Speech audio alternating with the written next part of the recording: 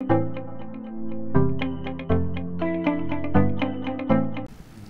Monsieur le ministre, le sujet est extrêmement important parce que ça parle donc de l'implication des nationaux dans l'écosystème des hydrocarbures et le contenu local. Effectivement, le président de la République a eu à vraiment imaginer cette loi-là depuis 2019, avant même que le pétrole soit donc exploité, pour permettre vraiment une régulation, pour permettre également que les nationaux puissent s'y retrouver. Donc, quand on parle d'hydrocarbures, il faut distinguer la phase amont qui est l'exploitation du pétrole. Donc l'exploitation, c'est la phase amont, qu'on appelle le upstream. Il faut également rappeler qu'il y a une phase raffinage, parce qu'après l'exploitation, le pétrole est raffiné. Après le raffinage, il faut stocker. Donc aujourd'hui, moi, je suis dans le domaine du stockage. Je peux vous parler de stockage. Donc il y a le stockage. Après le stockage, il faut transporter le produit vers les utilisateurs, les consommateurs. C'est la partie transport. Et la distribution par les stations-service, par donc, les industries. Donc il y a une loi 98-31 qui réglemente toutes ces étapes-là. Donc personnellement, moi je suis dans le domaine des hydrocarbures et en particulier dans le stockage. Le stockage est réglementé. Donc par le contenu local, je pense qu'il faudrait donc essayer de disséquer un tout petit peu un certain nombre de domaines. Parce que il faudra faire en sorte que les nationaux puissent bénéficier donc de toutes ces ressources naturelles-là. Donc moi je dirais que dans un premier temps, d'abord il y a la ressource humaine, qui est en fait un sujet extrêmement important.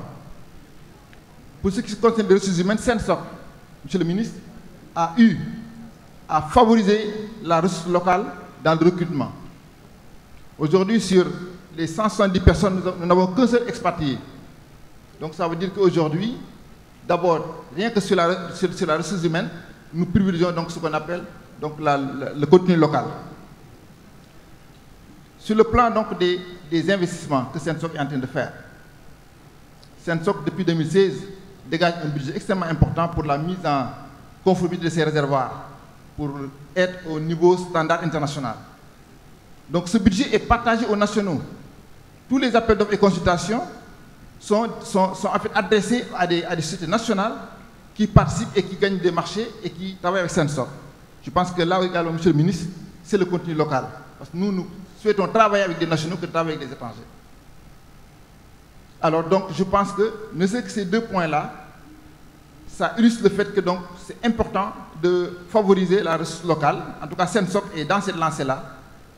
Et le futur également, nous allons donc travailler dans ce même domaine-là pour continuer en tout cas à vulgariser cette loi-là, en tout cas à aider le président de la République à ce que cette loi puisse en tout cas s'appliquer dans les meilleurs délais. Donc voilà, je pense qu'en introduction, je voulais donc juste donc rappeler que exactement ce que c'est SENSOC. Et si vous permettez, Monsieur le ministre, également, SENSOC n'est pas connu.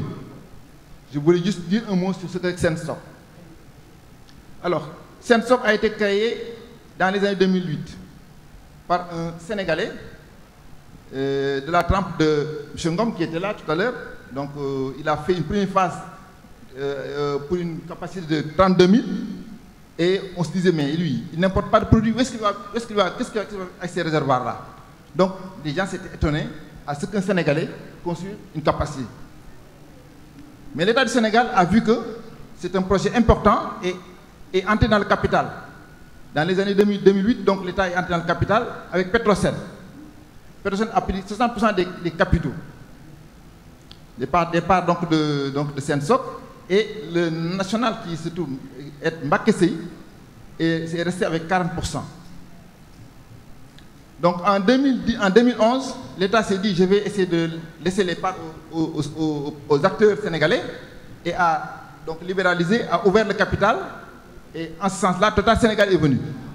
Mais je parle de Total Sénégal, parce qu'aujourd'hui, il faut que les gens sachent que Total Sénégal, c'est une sénégalaise, de droit sénégalais.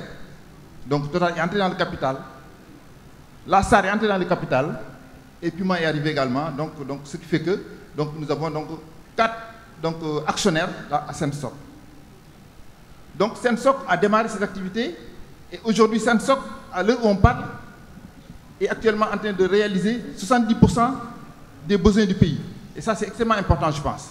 Donc ça veut dire que s'il n'y avait pas cette société-là, à aujourd'hui, une société qui représente 70% donc des capacités du pays, si ce Sénégalais ne l'avait pas créé, où est-ce qu'on en serait?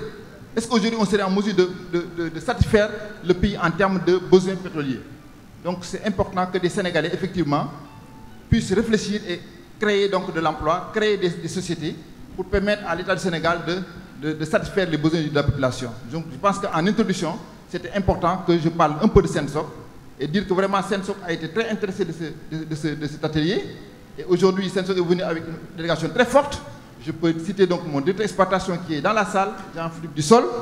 Également, au niveau donc, des départements, j'ai Seydouane qui est également là, qui représente donc, qui a le département logistique.